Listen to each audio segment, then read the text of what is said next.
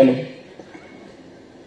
आज पशुसंवर्धन विभागाच्या वतीने राष्ट्रीय पशुधन अभियान पशुपालकांसाठी एक दिवसाची कार्यशाळा ही आपल्या वैद्यनाथाच्या नगरी परळी इथून सुरू केलेली आहे। या कार्यशाळेला उपस्थित पशुसंवर्धनचे आयुक्त प्रवीण कुमारजी देवरे, मुख्य कार्यकारी अधिकारी आपल्या जिल्हा परिषदचे आदित्य जीवने, अतिरिक्त आयुक्त पशुसंवर्धन शीतल मुकणे, अतिरिक्त मुख्य कार्यकारी अधिकारी वासुदेव सोळंके, उपजिल्हाधिकारी अरविंद लाटकर, आयुक्त गणेश देशपांडे, उपायुक्त पशुसंवर्धन डॉक्टर शैलेंद्र केंद्रे, डॉक्टर प्रशांत भट, उपायुक्त पशुसंवर्धन पुण्यातून आलेले सर्वजण आणि आपले तहसीलदार, इथे उपस्थित सर्व बँकर्स, लाभार्थी, पशुसखी, उद्योजक आणि पशुपालक। मला माहिती आहे तुम्हाला खूप उकाडा होत आहे, त्यामुळे सगळ्यांचे गमचे आणि त्या आम्ही दिलेल्या पत्रिका आणि फॉर्म याचा उपयोग चांगला हवा घेण्यासाठी तुम्ही करत आहात आणि करा, काही हरकत नाही, कारण आपणच ही गरमी वाढवलेली आहे। आपल्या चांगल्या कर्तृत्वाने नागरीकरण वाढवले, झाडं तोडलेली आहेत, डोंगर तोडलेले आहेत, आता आपल्याला असह्य होत आहे। आणि जेव्हा या सगळ्या गोष्टी सगळ्यांना असे होत आहेत तेव्हा एक जाणीव सगळ्यांच्या मनामध्ये येत आहे, ती म्हणजे खरंच आपण या पर्यावरणाचं मोठं नुकसान केलेलं आहे। जसं जगाचं पर्यावरण हे खातं माझ्याकडे आहे, तसंच पशुसंवर्धन हे खातं देखील माझ्याकडे आहे। या खात्यामध्ये आपल्या ग्रामीण भागाचं पर्यावरण संपूर्णतः ज्या खात्याकडे आहे ते खातं पशुसंवर्धन आहे असं म्हणायला हरकत नाही। आज माझ्या कार्यकर्ते इथे बरेच मोठ्या प्रमाणात आलेले आहेत, माझ्या मतदारसंघातील नेते आलेले आहेत, आमच्या बँकेचे व्हाईस चेअरमन वगैरे आलेले आहेत सगळे, आणि मी या सगळ्यांना या कार्यक्रमाला आवर्जून या म्हणले, कारण कधी कधी असं वाटतं की PWDचे 25-15 बांधकाम ह्याच्या पलीकडे नाहीच काही काम असं वाटतं। म्हणून आम्ही काही उद्योजक जे यशस्वी झाले, ज्यांचे प्लॅन मंजूर झालेले केंद्राकडनं, त्यांचा सत्कार केला। ते गेवराईचे आमचे कुठे गेले रे बेटा, इकडे या जरा। ह्या लोकांच्या कहाण्या ह्या ऐकल्या तर आपल्याला याच्यातनं खूप काही करता येण्यासारखं आहे। काय करायचं आहे याच्यावर मी बोलेन, पण त्यांनी इच्छा व्यक्त केली होती की माझा अनुभव मला 2 मिनिटं सांगायचा आहे, तर मी म्हटलं आपण संधी द्यावी, कारण भाषण करून निघून जाऊन तुम्ही या योजनेशी जोडले जाणार नाही, तर म्हणून हे 2 मिनिटं आदरणीय पशुधन अभियान अंतर्गत मला बोलवल्याबद्दल मी सगळ्यांचे आभारी आहे। व माझं नाव हरीश बबन पवार, राहणार बुरगुंबळगाव, तालुका गेवराई, जिल्हा बीड। शेळीपालन हा व्यवसाय कशासाठी करायचा? शेळीपालन हा व्यवसाय आज आपण बघतो की रस्त्यावरती दुधाचं आंदोलन होतं, भाजीपाल्याचं आंदोलन होतं, भाव भेटत नाही। आज जर आपण पाहिलं तर मटणाला 700 रुपये किलो भाव आहे, व मटण असं आहे की हे कधीच परिपूर्ण भेटत नाही। आणि कोरोना काळामध्ये सगळे धंदे बंद पडले होते, भाजीपाला ते हे जर कुठे भेटत होतं म्हणलं तर आमच्या गावरान भाषेमध्ये वड्याला, नदीला अशाच ठिकाणी भेटत होतं, म्हणजे ह्याची कुठेही कमी पडली नाही। आणि NLM जर माहिती सांगायचं म्हणलं तर NLM योजना अशी आहे, आपलं म्हणणं येतं की ही योजना श्रीमंतासाठी आहे, गरिबासाठी नाही, हे आपला चुकीचा गैरसमज आहे, हे माझं वैयक्तिक म्हणणं। जो कागदाची संपूर्ण पूर्तता करतो त्याला ही योजना 100% भेटते, व जो माणूस कागदाची पूर्तता करीत नाही त्याला अशक्य आहे। आणि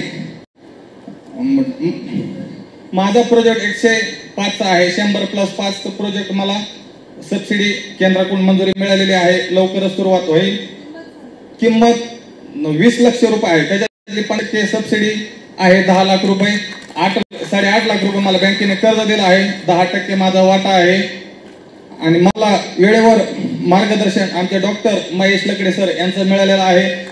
असे अधिकारी आहेत की मी आणखीनही पाहिलेले नाही, साधा माझा ते चहा सुद्धा घेतलेला नाही त्याने, आणि सगळं काम त्यांनी स्वतः त्यांच्या पद्धतीने ऑनलाईन केलेलं आहे. एकही कागद त्यांच्याकडे नाही, सगळं ऑनलाईन आहे. जे कागद लागते त्याची फक्त मी पूर्तता पाठपुरावा केला. तसेच मला बँकेचे आमचे मॅनेजर उमापूर शाखेचे भूपेंद्र सिंह यांचंही सहकार्य आहे आणि पशुवैद्यकीय अधिकारी सर कदम सर यांचं पण भरपूर मार्गदर्शन भेटलं. देशपांडे सरांना तर मी कॉल करतो. मला वाटतं का नाही, कारण की मला एखाद्याचे फोन जर आले, मी माझ्या करडाचं जर संगोपन करीत असलं सगळं, मी मला फोन घ्यायचा कटाळीतो. असं टाळीत नाही की माझा केव्हाही फोन घेतात. योग्य मार्गदर्शन समाधान लागत त्यांच्यावालं. ठीक आहे. इथे आता 1 कोटीचा प्रकल्प कोणी केलाय? यात ज्यांना मी अवॉर्ड दिले मगाशी भेटले ना मला, इकडे या जरा. म्हणजे मला पहा फुलवा करण्यापेक्षा खऱ्या स्टोऱ्या तुम्हाला सांगितल्या पाहिजे ना. काय नाव तुमचा, प्रकल्प सांगा काय? मी आकाश नवनाथ गर्जे, वय माझा 20, श्री क्षेत्र गणगड चिंचोली येथून आहे. मी सायलस मोठी प्रकल्प केला आहे. तर सुरुवातीपासून सर्व स्टेज पूर्ण करून आणि सर्व त्याची प्रक्रिया पूर्ण करून आज केंद्र सरकारच्या मंजुरी स्थितीला माझा प्रकल्प चालू आहे. 1 कोटीचा पूर्ण प्रकल्प असून त्यासाठी मला 50% म्हणजे 50 लाख रुपये सबसिडी मिळणार आहे. या प्रकल्पाची सर्वात चांगली म्हणजे हा प्रकल्प मंजूर झाल्याच्या नंतर आपल्याला सबसिडीचे अर्धे म्हणजे 25 लाख रुपये अगोदर काम चालू करण्यासाठी मिळतात. त्यामुळे ही योजना खूप छान असून युवा शेतकऱ्यांनी आणि तरुण शेतकऱ्यांनी याचा लाभ घ्यायलाच पाहिजे. धन्यवाद. हे पहा, मी इथे भाषण करेन, मी अमुक मी तमुक हे म्हणेन, तुम्ही मला काही नवीन नाही, मी तुम्हाला नवीन नाही. पण हे जे खातं आहे हे सगळ्यात जास्त श्रीमंत खातं आहे या राज्यामध्ये. कारण सगळ्यात जास्त जमीन जर कोणत्या खात्याकडे आहे तर ती पशुसंवर्धन खात्याकडे. आणि माझ्या खात्यामध्ये काम करणारे सगळे डॉक्टर आहेत, हे सगळे पशुवैद्यकीय डॉक्टर आहेत, सगळे अत्यंत उच्च विद्या विभूषित आहेत. आज जगामध्ये दुधामध्ये आपण म्हणजे मोठ्या प्रमाणात काम करत आहोत, नंबर 1 ला आहोत. आपल्या राज्यामधला आपला जो क्रमांक आहे तो 1 क्रमांक दरवर्षी वाढवायचा असा आमचा निश्चय आहे. हे करत राहू, दिल्लीला जाऊन अवॉर्ड घेऊ, कौतुक होईल वगैरे वगैरे. पण आता जिल्ह्यासाठी करायचं काय? कारण पंकजाताई ग्रामीण विकास मंत्री होत्या, भरभरून ताईंनी निधी दिला. पंकजाताई जलसंधारण मंत्री भरभरून बंधारे बांधले. महिला बाल विकास भरभरून योजना राबवल्या. MSRLM मधनं बचत गटांच्या कामं भरभरून मोठ्या प्रमाणात केले, करोडो रुपयाचा निधी दिला. आता काय करायचं? तर आता माझं स्वप्न आहे की या जिल्ह्यामधल्या नाही, महाराष्ट्रामधल्या ग्रामीण तरुणाला उद्योजक बनवायचं हे या खात्यातून शक्य आहे. आणि त्याच्यासाठी आपल्याला ज्ञान नसतं. सरकारकडे देण्याची अथांग सागर आहे, पण ते घेण्यासाठी आपल्याकडे पात्र नाही आणि म्हणून आपण त्या परिस्थितीमध्ये खितपत पडत असतो. माझ्याकडे येणाऱ्या जर 100 विजिटर आले, 100 नाही, मला 1000-2000 विजिटर असतात रोज. 100 लोक जर मी बघितला त्याच्यातले 25 पेशंट असतात, त्याच्यातले 10 स्टुडंट असतात आणि त्याच्यामधले उरलेले कर्ज बँकेचं माफ करा, कमी करा, OTS करा याच्यासाठी येतात सगळ्या परिस्थितीतले लोक. आणि मग आर्थिक मदतीसाठी येतात. आता जर मी तुमचा कब्बर चहा नाही पिला तर मी कसं तुम्हाला पैसे देणार?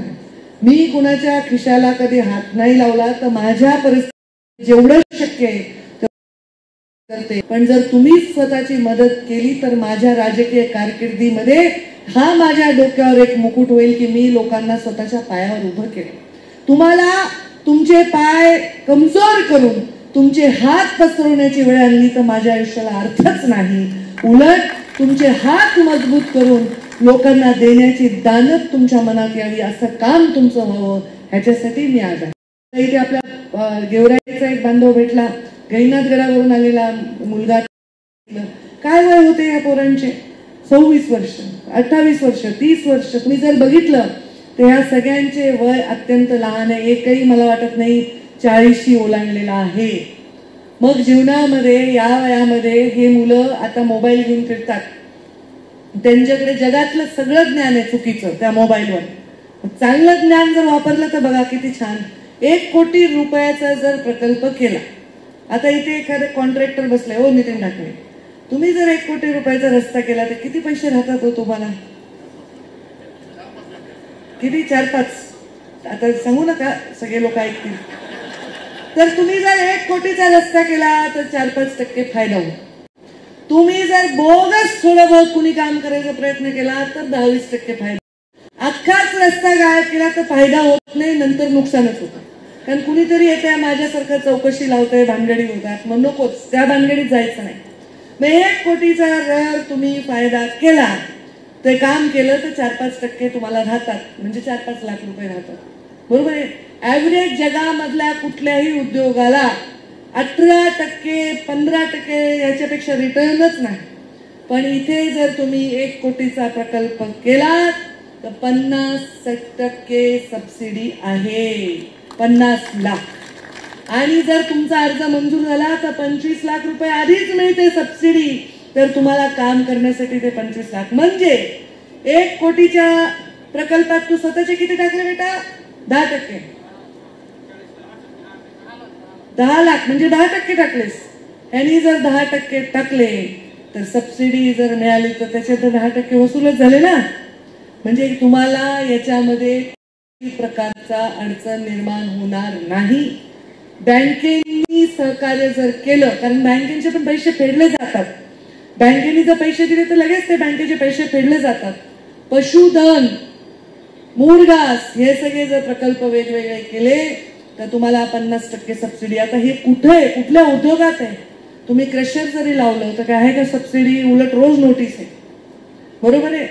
तुम्ही जर JCB घेतला, आहे का तेवढं काम? मी जेवढे कॉन्ट्रॅक्टर बघते, मशीन पडू नये अशी पण परिस्थिती होती. मोठे मोठे नॅशनल हायवेच्या लोकांचं नाही बोलत. आपल्या डोक्यात एकच भरलंय, कॉन्ट्रॅक्टरशिप. कॉन्ट्रॅक्टरशिप करा करा, कॉन्ट्रॅक्टर करा, बकरी पालन करा, कॉन्ट्रॅक्टरच आहे ना. आज एवढे मोठे मोठे नाव आहेत या देशामध्ये जे दूध व्यवसाय करतात, ते काय करतात? ते कॉन्ट्रॅक्टच आहे. कॉन्ट्रॅक्ट घेतलंय त्यांनी. एक कोंबडी पालनाचा, आपल्याला वाटते कोंबड्या देतो अपमान वाटतो. नाही, आज या एवढं मोठं, आता मी वेंकीज वगैरेचे ओनर, काय कोंबड्यांचंच काम आहे ना, त्याचे अपमान काय करायचं? कारण त्यालाही सबसिडी आहे. आणि एक एकात्मिक योजना देवरे साहेबांनी पूर्ण तुम्हाला सांगितलं. एक एकात्मिक योजना आम्ही आणतोय की आम्ही या ग्रामीण उद्योजक योजना आणायचा प्रयत्न करतोय. म्हणजे तुम्हाला लागणारे अवजार, तुम्हाला लागणारी सगळ्या गोष्टी एकाच छताखाली आणण्याचा प्रयत्न करतोय. आणि त्याहूनही सुंदर म्हणजे आपण ह्याला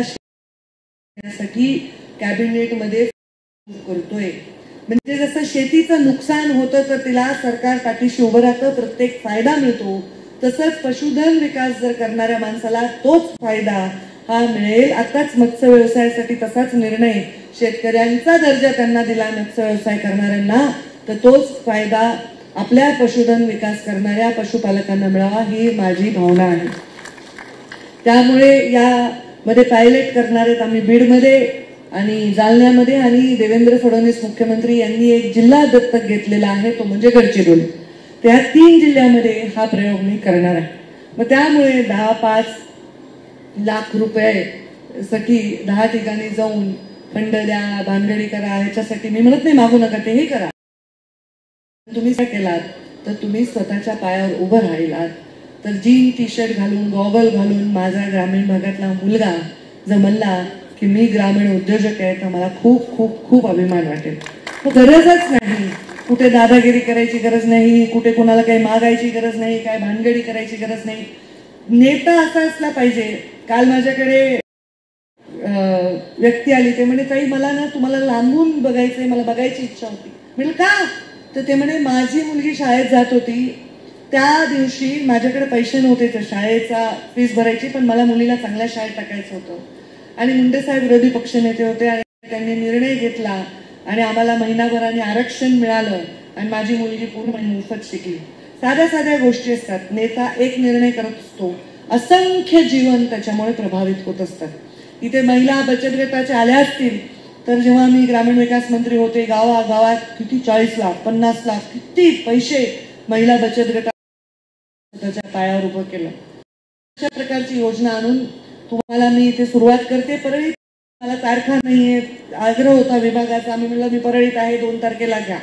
खरं त्यांची खूप पळापळी झाली, कारण खूप कमी वेळामध्ये कार्यक्रम घ्यावा लागला, इंडोर घ्यावा लागला. अजून आपलं हे सभागृह पण वर खुर्च्या नाही, तिकडे AC नाही, तिकडे भिंत पडायली. काय आहे, कोण आहे याचं बघते जरा का कोणी काम केलंय, हे काय परिस्थिती आहे. त्यामुळे हे मला बोलवून घ्या, PA कोण आहे काम करणारे जरा तपासून घ्यावं लागेल. हे अशी परिस्थिती, त्यामुळे हे सगळे बिचारे हवा घेत आहेत तिकडे. तर म्हणून आम्हाला अचानक कार्यक्रम मला घ्यावा लागला. परंतु मी हा कार्यक्रम प्रत्येक तालुक्यात घेणार आहे. ह्याच्यामध्ये जर ज्याला नेतेगिरी करायची असेल त्याच्यासाठी पण हा कार्यक्रम आहे. प्रत्येक गावामध्ये 2 प्रकल्प करा, 1 प्रकल्प करा, जिल्हा परिषद गटामध्ये करा, पंचायत समिती गणामध्ये करा, हे करा. ऑनलाईन बसून आताच देवरेंनी सांगितलं की आम्ही पशुवैद्यकीय दवाखान्यामध्ये ऑनलाईन फॉर्म भरण्याची व्यवस्था सुद्धा तुम्हाला करून देतो. म्हणजे तुम्ही स्वतःच्या पायावर उभं राहा, काही रुपये द्यायचा नाही, काही खर्चायचं नाही, काही नाही. किती चांगलं काम आहे. लोक म्हणजे पशुवैद्यकीय म्हणलं मला इतकं चांगलं खातंय, कोणी आंदोलनाला जात नाही, ते पशु बिचारे कुठे काही मागत नाही, मानधनात वाढ वगैरे काही टेन्शन नाही. त्यामुळे त्यांचं मुकं जनावरांची सेवा करण्याचं भाग्य या माध्यमातून लाभलं. आणि त्याचबरोबर माणसाची सेवा, आता माणूस जर भाज्याच खायला लागला आणि वनस्पतीच खायला लागला तर पृथ्वीवर काही शिल्लक राहणार नाही. म्हणून बॅलेन्स आहे. म्हणून काही लोक शाकाहार करतात, मांसाहार करतात, आणि मी झाली शुद्ध शाकाहारी सध्या, आणि हे झालंय खातं मांसाहारी. कुठेही गेले की ताई हे कोंबडं ट्राय करा, ताई हे प्रॉन ट्राय करा, ताई हे मासे ट्राय करा. माझी परेशान होते, म्हणजे देव माझी किती परीक्षा बघतो. म्हणजे ज्यांनी आधीपासून शाकाहारी त्यांचं काही नाही, पण आयुष्यभर शाकाहारी नसलेला माणूस शाकाहारी झाल्यानंतर समोर ते ठेवतात आणि मी त्याच्यातून फक्त भाजी उचलते. पण जे जगात मांसाहार करतायत, दूधाचा ग्रहण करतायत, त्या लोकांसाठी आपण उत्तम क्वालिटीचं प्रोडक्ट तयार करून त्यांना प्रोव्हाइड खात्याचा उद्देश आहे. आणि जग मांसाहार करत आहे आणि त्या कॉम्पिटिशनमध्ये आपला देश राहायला पाहिजे, आपल्या देशातल्या लोकांना चांगल्या क्वालिटीचं मीठ मिळालं पाहिजे, हेही त्याचा उद्देश आहे. याच्यामध्ये अनेक योजना आहेत. वराह पालन आहे, हे एक्सपोर्ट होते सगळं. हे सगळं काही सोपं काम नाही तुम्हाला वाटेल. इम्पोर्ट एक्सपोर्टमध्ये पशुवैद्यकीय खात्याचा फार मोठा रोल आहे. आणि आता घोड्याचं पण फार्म्स याच्यामध्ये करता येते, त्याला पण 50% सबसिडी आहे. ज्याला लाज वाटायली बकऱ्या पाळायची, घोडे करा, 50% त्यालाही सबसिडी आहे. तुम्ही तुमच्या गावात राहून उद्योजक व्हावं, म्हणजे लोक ग्रामीण भागातले, खेड्यातले शहरात जाणार नाही.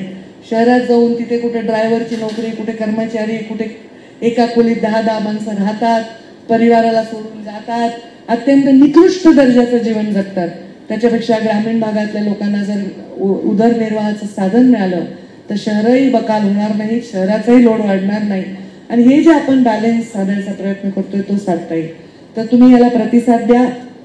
माझ्या मागे काही लोक येतील बाहेर, पण ज्याला वाटतंय की येणाऱ्या काळात सुरेशराव माने वगैरे एवढा ऊस उगवता तुम्ही तिकडे, चंदू हे थोडे मेंढ्या काही लागणार नाही, दुसरं 1 कोटीचा प्रोजेक्ट काय पिंटू, हे सगळं तुम्ही करायचंय.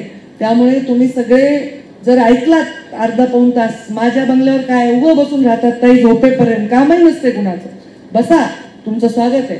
पण जर अर्धा 1 तास त्यांचं ऐकलात, काही कळलं, तर आपण 4-5 मित्र मिळून एखादा प्रकल्प उभा करू. कोणाकडे नसतील 10 लाख 5 लाख, 2 मित्र म्हणून करा, 3 मित्र म्हणून करा. आणि त्याचा फायद्याचं काय जरा काही सांगता येईल का की याचा नफा किती मिळतो. आणि जर रोग आला तर विमा पण आहे त्याच्यामध्ये. तुम्ही नीट हे सगळं पुढच्या सेशनमध्ये समजावून सांगा. ते सगळं सांगतील की ह्याच्यात विमा आहे प्राण्यांचा, नुकसान झालं तर काय आहे, सगळं सांगतील. आणि याचा तुम्ही नक्की फायदा घ्या. ह्याचं एक मोठं आंदोलनच उभं करणार आहेत आम्ही, याचे फॉर्म भरणार आहेत. मी स्वतः 1 दिवस दिल्लीला जाऊन येते पुढच्या आठवड्यात, तिथल्या केंद्रीय मंत्र्यांना सांगते, बँकांची बैठक घेते, बँकांना सांगते, अजितदादांना बोलीन, पालकमंत्री आहेत ते, अर्थमंत्री आहेत, BCC बँकांना सुद्धा आदेश दिले की ह्याच्यामध्ये पैसे उपलब्ध करून द्यावे, तर तेही करता येईल. नॅशनलाइज बँकांची पण अडचण होऊन जाते. तर सबसिडी मात्र शुअर असल्यामुळे बँकांचे पैसे बुडणारच नाही अशी परिस्थिती याच्यामध्ये आहे.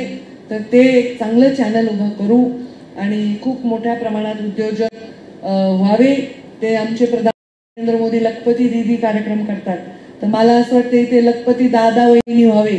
म्हणजे जोडपं जर कार्यक्रम केला तर त्या बायकोला आणि त्याला मिळणारे जे काही लाभ आहेत त्याचा मिळून इथे खूप चांगला उपयोग होईल आणि एक लखपती जोडपं तयार होईल माझ्या जिल्ह्यामध्ये, अशी माझी इच्छा आहे.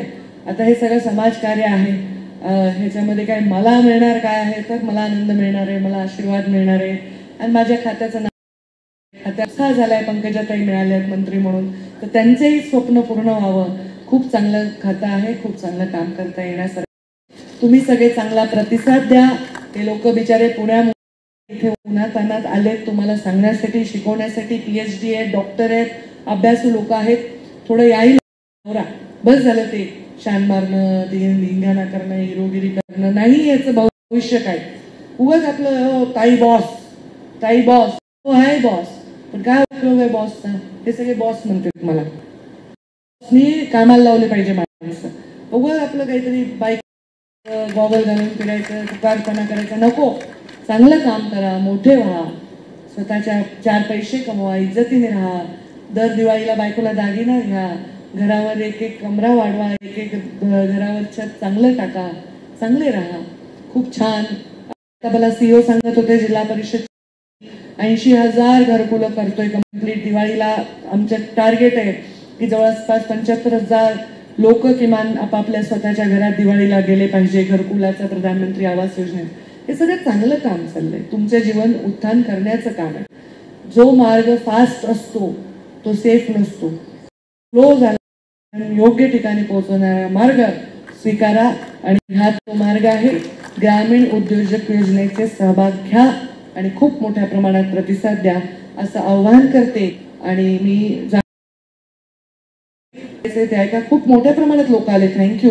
कारण जागा नाही, तिथे पण नाही. ह्याच्यातले अर्धे तर माझे व्हिजिटर आहेत जे माझ्या मागे फिरतात. मी जिथं जाते तिथे जातं.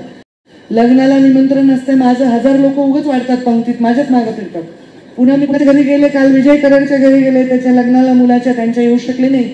त्याच्या घरी जेवायला गेले, त्यांना 50 येतील, 200-400 माणसं.